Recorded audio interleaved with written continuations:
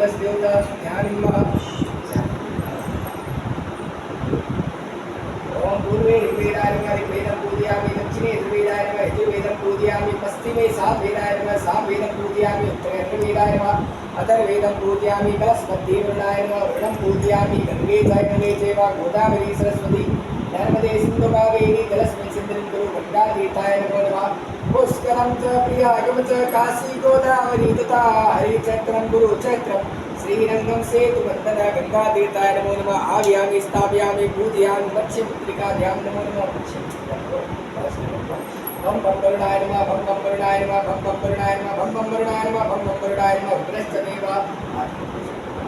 अपवित्रा पवित्रो वा सर्वावस्थान्तो वा यः सते पुण्डरीकाक्षं समायामेन्द्रस्य पुण्डरीकाक्षं पुरान्तमान् वा पुण्डरीकाक्षां देवास्तमान् वाले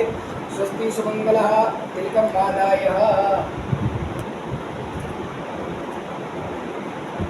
ओम त्राय गंगवने कश्यपचंद्राय गंगा हृदय देवित्राय गंगं दुष्टत्राय गंगा शिवो नाना सुक्ति नमस्ते यस्तु मामा एवं श्री निवदयाम्या इवे नाध्याय